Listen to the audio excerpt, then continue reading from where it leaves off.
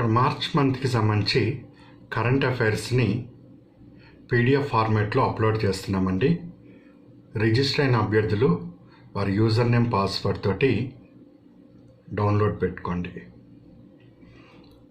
Every month కూడా మనము current affairs మెటీరియల్ని కూడా అందజేస్తూ వస్తున్నాం.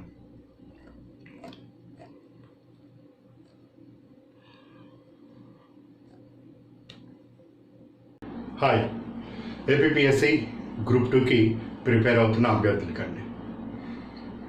సో ఇప్పటికే ప్రభుత్వం నుంచి సుమారు 840 వరకు ఖాళీలు రావటం జరిగింది. ఇది ఇంకా పెరిగే అవకాశం ఉంది. సో వచ్చే నోటిఫికేషన్ అనేది భారీ నోటిఫికేషన్ అవుతుంది. సో ఈ నోటిఫికేషన్లో అభ్యర్థులు విజయం సాధించడానికి అవసరమైన అన్ని తరగతుల్ని మనము ఆన్లైన్లో అందజేస్తూ ఉన్నాం. సో క్లాసెస్ మీకు ఆన్లైన్ ద్వారా అందుబాటులోకి వస్తాయి. మీ డే టు డే అఫైర్స్ని ఏవి మిస్ కాకుండా మీకు సమయం ఎప్పుడు ఉంటే అప్పుడు ఈ క్లాసెస్ మీరు చూడొచ్చు. ఎన్నిసార్లు అయినా కానీ ఈ క్లాసెస్ వినే అవకాశము మనం కల్పిస్తున్నాం. వీటితో పాటుగా మెటీరియల్ అంతా కూడా పీడిఎఫ్ ఫార్మేట్లో అందజేయటం జరుగుతుంది. మెటీరియల్తో పాటు మీకు అరౌండ్ 3000 నుంచి 4000 వరకు ప్రాక్టీస్ బిట్లు చేయిస్తాము. వీటితో పాటుగా ఎవ్రీ వీక్ కూడా అభ్యర్థి ఏ విధంగా తన శక్తి సామర్థ్యాన్ని పెంపొందించుకోవాలి, ఏ విధంగా తను అప్డేట్ చేసుకోవాలి అన్న కోణంలో కూడా ఆలోచిస్తూ వీక్లీ టెస్ట్ కూడా కండక్ట్ చేస్తున్నాం. సో వీక్లీ టెస్ట్ అనేది ప్రతి వారం కూడా ఉంటూనే ఉన్నాయి. ఇప్పటివరకు మనము 12 టెస్ట్లని కండక్ట్ చేయటం జరిగింది. ఈరోజు మనము 13th టెస్ట్ని అప్లోడ్ చేశాం. రిజిస్టర్ అయిన అభ్యర్థులు వారి యూజర్ నేమ్ పాస్వర్డ్ తోటి టెస్ట్ అటెంప్ట్ చేయొచ్చు. ఇప్పుడు కొత్తగా వచ్చే అభ్యర్థులు ఎవరైతే ఉన్నారో వాళ్ళకి పాత టెస్టులు కూడా అవైలబుల్ ఉంటాయి. వాళ్ళు ఆ టెస్ట్లను కూడా అటెంప్ట్ చేసుకోవచ్చు. ఇట్లా ఎవ్రీ వీక్ కూడా మీకు సిలబస్ ఇచ్చి ఆ సిలబస్కి అనుగుణంగా టెస్ట్లు కండక్ట్ చేయటం జరుగుతూ వస్తుంది. ఎగ్జామ్కి ఇంకా 2 months ఉంది అనగా 1 month బిఫోరే మనము ఒక 10 గ్రాండ్ టెస్ట్లను కూడా ప్లాన్ చేసుకుంటూ ఉంటాం. సో వీటితోటి మీ కంప్లీట్ ప్రిపరేషన్ అయిపోతుంది. ఒక కరెక్ట్ స్ట్రాటజీలో మీరు రాగలిగితే తప్పనిసరిగా విజయం సాధించగలుగుతామండి. సో ఇది ఫస్ట్ పాయింట్గా నేను మీకు కమ్యూనికేట్ చేస్తున్నాను. సో సెకండ్ పాయింట్, ఇప్పుడు కొత్తగా కొంతమంది అభ్యర్థులు వాళ్ళ ఆలోచనలతోటి గ్రూప్ 2 సాధించాలనుకుంటున్నారు. వాళ్ళ అడ్మిషన్స్ కూడా వస్తున్నాయి. ఈ కొత్త విద్యార్థులు ఎవరైతే ఉన్నారో వాళ్ళని దృష్టిలో పెట్టుకుంటూ అదేవిధంగా 2-3 సంవత్సరాల నుంచి ప్రిపేర్ అవుతూ ఈసారి వచ్చే నోటిఫికేషన్లో కూడా వాళ్ళ ప్రయత్నం చేస్తూ ఏ విధంగా కానీ జాబ్ సాధించాలనుకునే అభ్యర్థులందరినీ దృష్టిలో పెట్టుకొని మీకు ఒక ప్రిపరేషన్ స్ట్రాటజీ అనేది ఇస్తాను. సో ఆ స్ట్రాటజీ దానికన్నా ఇంకా మీకు బెటర్ థాట్స్ ఏమన్నా వచ్చినా సమయానుకూలంగా మనము మార్పులు చేస్తాం, మీరు మార్పులు చేసుకుంటూ మీ ప్రిపరేషన్ని ఒక కాన్ఫిడెంట్గా ముందుకు తీసుకొని వెళ్ళండి. సో ఫస్ట్ ఈ ఫ్రెషర్స్ ఎవరైతే ఉన్నారో వాళ్ళు ఈ గ్రూప్ 2కి వస్తున్నప్పుడు అసలు ఎక్కడి నుంచి స్టార్ట్ చేయాలి, ఎలా స్టార్ట్ చేయాలి అనే డౌట్ వస్తుంది. ఎలా స్టార్ట్ చేయాలి, వీటికి ఏమేమి బుక్స్ని మనము చదవాలి, బుక్స్ అన్నీ అందుబాటులో ఉంటాయా, బుక్స్ అనేది సెకండ్ థాట్గా వాళ్ళకి బయలుదేరుతూ వస్తుంది. థర్డ్ పాయింట్, ఇప్పుడు నేను ప్రయత్నం చేస్తే జాబ్ సాధించవచ్చా, జాబు సాధించచ్చా, ఇవ్వండి. బేసిక్గా ఇప్పుడు ఫ్రెషర్స్ ఎవరైతే ఉన్నారో వాళ్ళకి ఆలోచనలు అనేది వస్తూ ఉంటాయి. ఇక్కడ అభ్యర్థులు గమనించాల్సింది ఏంటంటే ఇది పోటీ పరీక్ష, కాంపిటీషన్ ఎగ్జామ్లో ఫ్రెషర్సా సీనియర్సా ఉండదు. అక్కడ నీకు ఎగ్జామ్ హాల్లో 450 బిట్స్ ఇవ్వటం జరుగుతుంది. ఈ 400 బిట్స్కి నువ్వు 300+ సాధించగలిగావు అంటే నువ్వు ఫ్రెషరా, ఇప్పుడే ప్రారంభించావా ప్రిపరేషన్ని, లేదా గత దశాబ్ద కాలం నుంచి కూడా నువ్వు చదువుతున్నావా అన్నది ఇర్రెలవెంట్. ఎగ్జామ్ హాల్లో నీకు మల్టిపుల్ ఛాయిస్ క్వశ్చన్స్ ఉంటాయి. క్వశ్చన్ నెంబర్ 1, సో బబుల్స్ నువ్వు ఫిల్ చేసుకోవాలి. ABCDR 1 2 3 ఏదైతే అది ఉంటుంది అక్కడ ఈ బబుల్స్లో ప్రశ్నకి అనుగుణంగా కరెక్ట్ ఆన్సర్ నువ్వు క్యాచ్ చేయగలిగితే తప్పనిసరిగా నీకు జాబ్ అనేది వస్తుందండి ఈ స్కోర్ దగ్గర. సో స్టార్ట్ చేసే అభ్యర్థులైనా లేకపోతే ఆల్రెడీ ఫామ్లో ఉండేవాళ్ళైనా టార్గెట్ మీది ఇది కావాలి. ఈ స్కోర్ కావాలి అనేది ఫస్ట్ టార్గెట్గా పెట్టుకోండి. టార్గెట్ ఎంత? స్కోర్ది 300+. మరి ఆ స్కోర్ దగ్గరికి వెళ్ళాలి అంటే ఎక్కడి నుంచి నేను ప్రారంభం చేయాలి అన్న ఆలోచన అనేది సెకండ్గా ఉండాలి. సో ఎక్కడి నుంచి ప్రారంభం చేస్తే నేను ఆ స్కోర్ రీచ్ కాగలుగుతా అంటే ఫస్ట్ సిలబస్ చూడాలి. సిలబస్ చూస్తే మీకు పేపర్ 1, పేపర్ 2, పేపర్ 3 అని 3 పేపర్లు ఉంటాయి. ఈ 3 పేపర్లలో పేపర్ 2 అన్నది మీకు ఈ స్కోర్ ఏదైతే 300 రీచ్ అవ్వాల్సి ఉన్నదో అది తీసుకువెళ్ళటానికి బాగా ఉపయోగపడుతూ వస్తుంది. దీనికి ముఖ్య కారణము ఈ పేపర్ 2లో AP history and Indian polity అని 2 సబ్జెక్ట్స్ ఉంటాయండి. Indian polity, AP history. AP history, ఇక హిస్టరీ అంటే మీకు చెప్పాల్సిన పని ఏమీ లేదు, గడిచిపోయింది అది. అందులో పెద్ద మార్పులు అంటే ఏమీ ఉండవు. సో ఇది స్టాటిక్ పార్ట్. ఇక్కడ పెద్ద డైనమిక్స్ అంటూ ఏమీ ఉండవు. ఇక్కడ నువ్వు చేయవలసిందల్లా ఏన్షియంట్ మెడివిల్ అంటే ఫస్ట్ 2 యూనిట్స్ నుంచి 40 మార్క్స్ వరకు ఎగ్జామ్లో వచ్చే అవకాశం ఉంటుంది. అండ్ మోడర్న్ ఏపీకి సంబంధించి 35 మార్క్స్ 3 యూనిట్లు ఉంటాయి. ఇందులో 35 మార్క్స్కి వచ్చే అవకాశం ఎక్కువగా ఉంటుంది. ఒక 5 అటు ఇటు అయితే అవ్వచ్చు. ఇది అయితే స్టాండర్డ్గా మెయింటైన్ చేసుకోవచ్చు మనము. అంటే 75 మార్క్స్కి నువ్వు 60 మార్క్స్ని 60+ ఆర్ ఎంతైతే అంత ఈ ఏపీ హిస్టరీ ద్వారా నువ్వు సాధించగలిగావు అంటే 120లో 50% నువ్వు అక్కడ చేయగలుగుతావు. సో ఈ హిస్టరీ అన్నది సిలబస్ పెద్దగా ఏమీ ఉండదు. ఇక్కడ హనుమంతరావు గారి బుక్ అన్నది బేసిక్ బుక్గా తీసుకుంటాం. వాటితో పాటు ఇంకా ప్రసాద్ గారి బుక్ కానీ ఇంకా XYZ మనకి ఏదని మంచిది అనిపిస్తే వాటిని తీసుకొని దానికి అనుగుణంగా 1కి 2 సార్లు 2కి 3 సార్లు నెంబర్ ఆఫ్ రివిజన్ని పెంచుకుంటూ ఉండాలి. నెంబర్ ఆఫ్ రివిజన్ని పెంచుకుంటూ ఉండి అక్కడ వాటి శాసనాల మీద ఇస్తున్నాడా, రాజుల మీద ఇస్తున్నాడా, సాంస్కృతిక అంశాల మీద ఇస్తున్నాడా, ఏ విధంగా ప్రశ్నలు వస్తున్నాయో వాటిని ఎక్కువగా మనం విశ్లేషణ చేసుకోగలిగితే ఈ 40కి మనము ఈజీగా 30 స్కోర్ని చేసుకోగలుగుతాము. దీనికి సంబంధించిన ప్రతి క్లాసు ఉన్నది, మెటీరియల్ కూడా ఉన్నది. దానికి అనుగుణంగానే టెస్ట్లను కూడా కండక్ట్ చేసుకుంటూ వెళ్తున్నా కాబట్టి అభ్యర్థులు ఇన్స్టిట్యూషన్ నుంచి ఏదైతే ఇన్స్ట్రక్షన్స్ వస్తున్నాయో దానికి అనుగుణంగా ఫాలో అవుతూ రండి. ఈ మోడర్న్ ఏపీ మొత్తం ఈ రఘునాథరావు గారి బుక్ అని ఉంటుందండి. ఇంకా దాంతోపాటు అదర్ సోర్స్ ఏమైనా ఉన్నా ఈ మధ్య ఆన్లైన్లో కూడా వెళ్తున్నాడు కాబట్టి ఎగ్జామినరు అక్కడ కూడా ఏదైనా ఎక్స్ట్రా ఇన్ఫర్మేషన్ అందితే దానిని కూడా క్లబ్ చేసుకుంటూ ఒక స్టాండర్డ్గా ప్రిపేర్ అయితే తప్పనిసరిగా స్కోరు 30 వచ్చే అవకాశం ఉంటుంది. ఈ ఏపీ హిస్టరీలో మీ స్కోర్ అన్నది 60కి పడకుండా చూసుకోవాలి. 60కి ఎంత పెంచుకున్నా పర్వాలేదు, 60 నుంచి 65 వచ్చినా పర్వాలేదు, కానీ 60కి పడకుండా చేసుకోవాలి. దీనికి ఏం చేయాలి? దీనికి నెంబర్ ఆఫ్ రివిజన్ని పెంచుకోవాలి.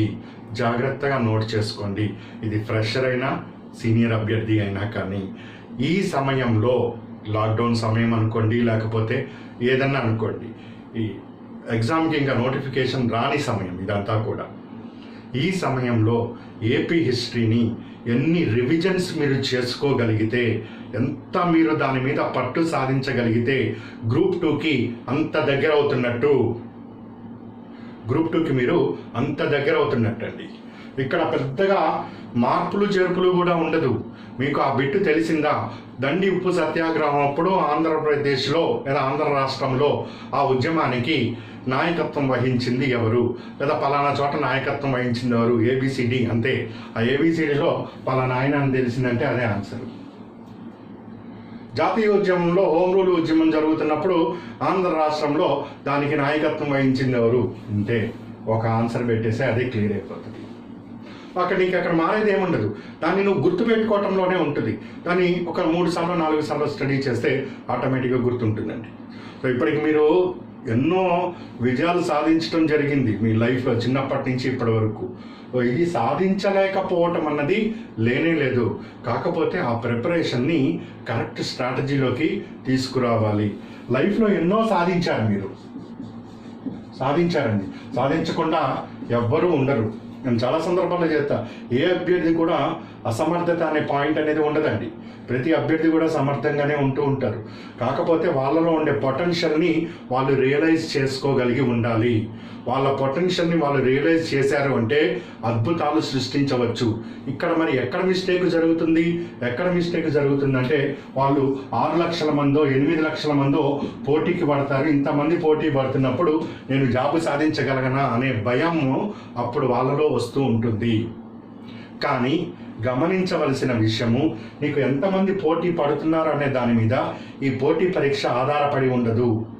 నీ పర్ఫార్మెన్స్ ఎలా ఉన్నది అన్న దాని మీద మాత్రమే ఈ పోటీ పరీక్షలో విజయమా అపజయమా అన్నది ఆధారపడి ఉంటుంది. అభ్యర్థి ఎప్పుడైతే దీని మీద తన కాన్సన్ట్రేషన్ పెట్టి దీని మీద కాన్సన్ట్రేషన్ తగ్గిస్తాడో అప్పుడు ఒక తెలియని భయము అనేది మనలో ప్రవేశించటం జరుగుతుంది. మీరు జీవితంలో ఎన్నో సాధించారు. డిగ్రీలో మంచి మార్కులు రావటం అయి ఉండొచ్చు, స్టడీ పాయింట్ ఆఫ్ వ్యూలో అవ్వచ్చు, స్టడీ కాకుండా అదర్ మ్యాటర్స్ ఏవో నెంబర్ ఆఫ్ సోషల్ ప్రాబ్లమ్స్ని ఓవర్కమ్ చేసిన సందర్భాలు ఉంటాయి. ఎన్నో మీరు ఓవర్కమ్ చేశారు. ఈరోజు ఎవరు అయితే చేయకుండా ఉండలేరు. అన్నీ సాధిస్తున్నప్పుడు అక్కడ ఎక్కడా లేనిది ఇక్కడ మాత్రమే ఏదో అడ్డు తగులుతున్నది అంటే ఆ అడ్డు తగులుతున్నది ఏదో కాదు, ఆ తెలియని ఒక సైకలాజికల్ ఫియర్నెస్ మాత్రమే. నువ్వు ఇటువైపు దృష్టి పెట్టవలసింది ఇటువైపు దృష్టి పెట్టడం వలన ఏర్పడిన భయము. ఎప్పుడైతే ఇటు నుంచి దృష్టి తీసేసి ఇది సాధించటమే నీ లక్ష్యంగా పెట్టుకొని దానికి కావలసిన మీన్స్ ఏవైతే ఉన్నాయో వీటిని బలోపేతము చేస్తే నువ్వు ఇప్పటివరకు సాధించిన దానికి అదనంగా ఒక రికార్డు స్థాయిలో ఇది నిలవబెట్టగలుగుతావు. సో గ్రూప్ 2 సాధించడం ఇక్కడ పెద్ద కష్టమైన పని కానే కాదు. అతి తేలికగా ఇక్కడ అర్థం అంటే ఏదో పోయి కూర్చుంటే రావటానికి అక్కడేమీ అది కాదు. సో ఒక స్ట్రాటజిక్గా ప్లాన్ తయారు చేసుకొని దానికి అనుగుణంగా ప్రిపేర్ అయితే తప్పనిసరిగా జాబ్ సాధించడం జరుగుతుంది. ఇక్కడ అతి తేలికగా అనే పదానికి అర్థం చాలా వస్తుందండి. సో నువ్వు కరెక్ట్గా ఈ ఫోకస్ అన్నది పెట్టుకోగలిగావా, నెంబర్ ఆఫ్ రివిజన్స్ పెంచుకోగలిగావా, నీకు వస్తున్న ప్రతి ప్రశ్నని కూడా కౌంటర్ చేయగలుగుతున్నావా, చేయలేకపోతే ఏ కారణం చేత నువ్వు చేయలేకపోయావు, దాని విశ్లేషణ చేసుకొని రీకాల్ చేసుకోవటం వలన నువ్వు ఆ ప్రశ్నని అటెంప్ట్ చేయలేకపోయావా, మనం విశ్లేషణ చేసుకోవాలి. ఎగ్జామ్ పెట్టి ఎందుకు పెడతాం? పనిలేకేమీ కాదు, ఏదో రాస్తూ ఉంటారులే, మీ పని మీదే నా పని నాదే అని కాదు. ఇక్కడ నీకు ఇది ప్రశ్న పెడితే నీకు సిలబస్ ఇచ్చాను, ఆ సిలబస్కి అనుగుణంగా నువ్వు చదివావు, ప్రశ్న పత్రాన్ని చూసావు, అక్కడ దీనికి ఏనా బీనా సీనా డీనా ఏదో ఒకటి చూస్ చేసుకోమంటే నువ్వు ఇప్పుడు రీకాల్ చేయాలి. నేను చదివాను, ఒకటి గుర్తుకు రావట్లేదా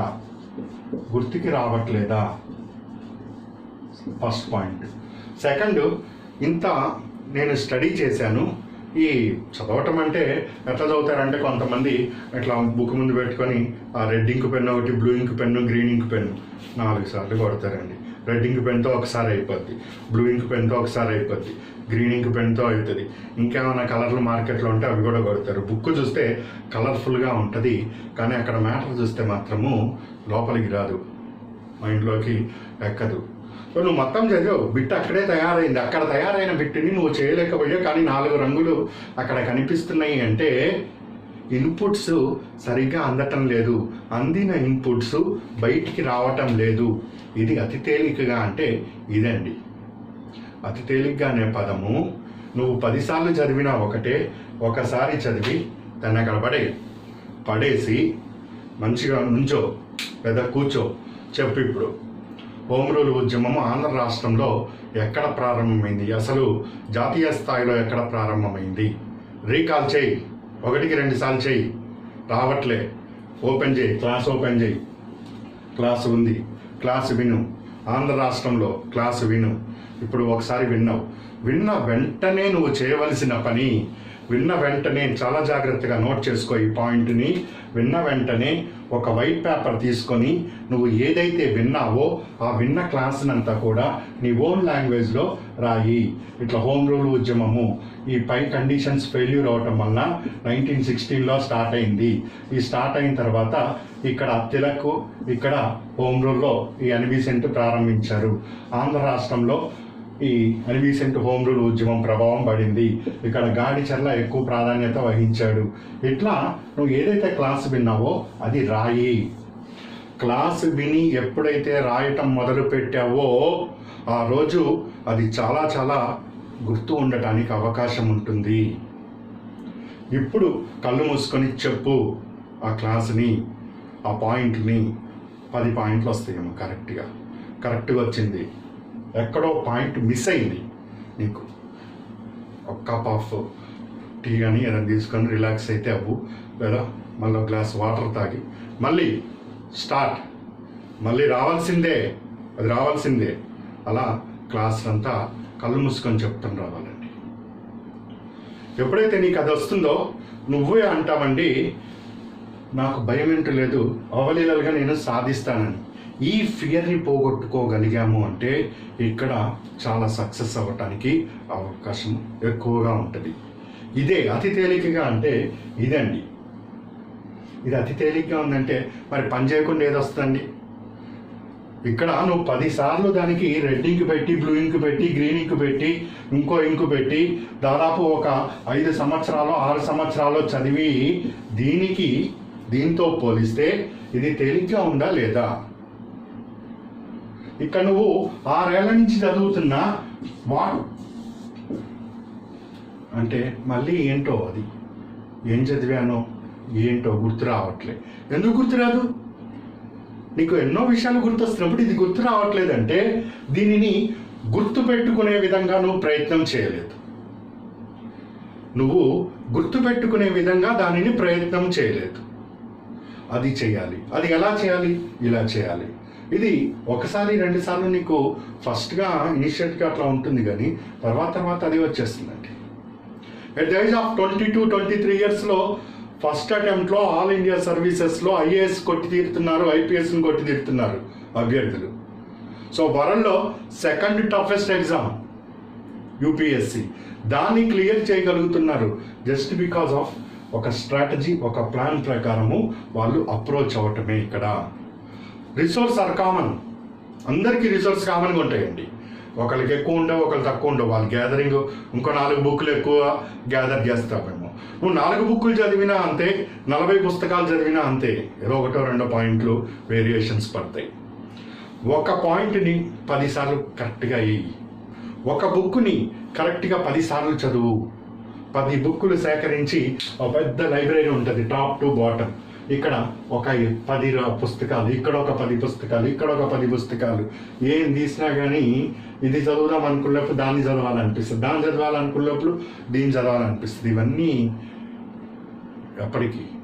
సో అందుకే చెప్తున్నాను, బలం ఎక్కడుందో చూసుకో. ఫ్రమ్ టైం టు టైం నేను చెప్పుకుంటూ వస్తున్నాను, ఇది నీ బలము. ఇక్కడ ఇవి మనం మెటీరియల్ ఇచ్చాము, దీన్ని 10 సార్లు చదువు. ఒక బుక్ని 10 సార్లు చదువు, అదే వస్తుంది. ఇప్పుడు ప్రయత్నం చెయ్యి, ఇప్పుడు చెప్పు, ఇప్పుడు బిట్ చెయ్యి. ఎందుకు మిస్ అవుతుందో చూడు. ఈ ఒక్కటి చేయగలిగావంటే తప్పనిసరిగా గ్రూప్ 2లో విజయం అన్నది అందుబాటులోకి వస్తుందండి. ఇది సాధించలేనిది ఏమీ కాదు. సో నువ్వు చేసుకోవాల్సిందల్లా నీ టార్గెట్ని రీచ్ అవటమే. దానికి కావాల్సిన మీన్స్ని ఎటువంటి లోపము లేకుండా ముందుకు తీసుకొని వెళ్ళటమే. సో అది చేస్తూ ఉంటే అసలు ఇక్కడ అది బ్రహ్మాండంగా వస్తుందండి. అది పెద్ద ఇష్యూ కానే కాదు. కళ్ళ ముందు 4 కనిపిస్తున్నాయి, 3ని తీసేయాలి. ఒకటి చాలు. ఒకటి పట్టుకుంటే నీకు 300 మార్కులు. నీకు 450 మార్కులు, 150 మార్కులు వద్దు, పక్కన పడేసిన జాబ్ వస్తుంది. గ్రూప్ 2 అండి. మీరు డిప్యూటీ తహసీల్దార్గా జాయిన్ అయ్యి డిపార్ట్మెంటల్ టెస్ట్లతో వెళ్తూ ఉంటే డిప్యూటీ కలెక్టర్ స్థాయికి వెళ్తారు మీరు. సబ్ రిజిస్ట్రార్గా జాయిన్ అయ్యే వాళ్ళు డిస్టిక్ రిజిస్ట్రార్ అవుతారు నెక్స్ట్ స్టేజ్కి. ఏడిఆర్ డిఆర్ తర్వాత ఇంకా 4-5 ఇయర్స్ ఉందనగా డిఐజీ స్థాయికి కూడా వెళ్తారండి డిపార్ట్మెంట్ రాస్తే. చాలా ఇప్పుడు చేరుతున్నది మీకు ఇక్కడ అనిపించవచ్చు, కానీ మీకు ఒక స్టేజ్కి వచ్చిన తర్వాత అది చాలా ఈల్డ్ ఉంటుంది. సో ప్రయత్నం చేస్తే చక్కటి ఫలితాలు వస్తాయి. సో ఎలా స్టార్ట్ చేయాలి అంటే ఏదన్నా ఒక టాపిక్ తీసుకోండి. ఉదాహరణ మనం టెస్ట్ 1లో ఇచ్చాము పార్లమెంట్ అనే టాపిక్, అక్కడి నుంచి ముందే కాన్స్టిట్యూషన్కి వెళ్ళిపోయి కాన్స్టిట్యూషన్ హిస్టారికల్ డెవలప్మెంట్ తీస్తే ఆర్ట్స్ వాళ్ళకి ప్రాబ్లం ఉండదు, కానీ సైన్స్ వాళ్ళకి అది ప్రాబ్లం ఉంటుంది. వాళ్ళకి యాక్ట్ అంటే ఏంటో తెలియదు, యాక్ట్ ఎలా పాస్ అవుతుందో తెలియదు, దాని రెగ్యులేషన్ ఎందుకన్నామో తెలియదు, 1773 యాజ్ ఎ ల్యాండ్ మార్క్గా ఎందుకు తీసుకున్నామో తెలియదు. ఇవేమీ తెలవకుండా 1773 రెగ్యులేటింగ్ యాక్ట్తో నువ్వు పాలిటీ మొదలు పెట్టావంటే ఒక 3 రోజులకి బోరు కొడుతుంది. తర్వాత ఇటువైపు దృష్టి అనేది వేరే దాని మీదకి పెడతావు, అదంతా కూడా గందరగోళం అవుతుంది. నువ్వు ఏదైతే కన్వీనియంట్గా ఫీల్ అవుతున్నావో అది సెలెక్ట్ చేసుకునే టాపిక్ నీది ప్రైమరీది ఉండాలి. అది బోర్ కొట్టేది అయి ఉండకూడదు. కాస్త తెలియని ఒక ఉత్సాహాన్ని అది నీలో నింపుతూ రావాలి.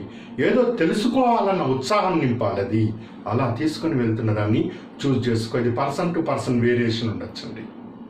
ఆర్ట్స్ చదివిన వాళ్ళు వేరేగా రియాక్ట్ అవుతారు, సైన్స్ చదివిన వాళ్ళది వేరేగా ఉంటుంది.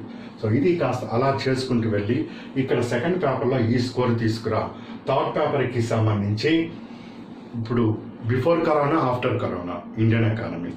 సో ఆఫ్టర్ కరోనాకి ఏవైతే కొత్త ఇండస్ట్రియల్ పాలసీ కానీ గవర్నమెంట్ ప్లాన్స్ ఉన్నాయో అందులో నుంచి నీకు 30 ప్రశ్నలు వచ్చినా ఆశ్చర్యపోవక్కర్లే. మొత్తం 75 ప్రశ్నల్లో నీకు కామన్గా ఉండేవి 40 వచ్చి మిగిలినవి 35 కరెంట్ రిలేటెడ్గా వస్తే, సో కన్వెన్షనల్ ఫాలో అవుతూ ఈ కరెంట్ రిలేటెడ్ దాన్ని, కరెంట్ ఎకానమీని, చేంజెస్ ఎకానమీని పట్టుకోగలిగావు అంటే మంచి స్కోర్ వస్తుంది. వీటితో పాటుగా ఏపీ ఎకానమీని నేను మీకు ప్రత్యేకంగా చెప్పక్కర్లే ఎంత స్కోర్ తీసుకొని వస్తుందో అది. అండ్ గవర్నమెంట్ ఇప్పుడు ఆంధ్రప్రదేశ్లో మారింది కాబట్టి వచ్చే socio economic survey, directorate of economics and statistics, ఇవన్నీ నేను సింప్లిఫై చేసి నీకు క్లాస్ రూపంలో అందజేస్తూ మెటీరియల్ రూపంలో అందజేస్తున్నా. నువ్వు చేయవలసిందల్లా ఆ క్లాస్ విని ఆ మెటీరియల్ని కరెక్ట్గా స్టడీ చేసి ఇక్కడ నిన్ను టెస్ట్ చేసుకొని నీ లోపాన్ని సవరణ చేసుకుంటే చాలు. ఇక్కడ నీ మీద నీకు కాన్ఫిడెన్స్ ఉండాలి. జీవితంలో ఇదనే కాదండి, ఒక్క అంశాన్ని మాత్రము ఎవ్వరూ మర్చిపోకూడదు. అది అంటే నేను బలంగా నమ్ముతాను దాన్ని, మీరు విశ్వసిస్తారో లేదో, తన మీద తనకు నమ్మకం.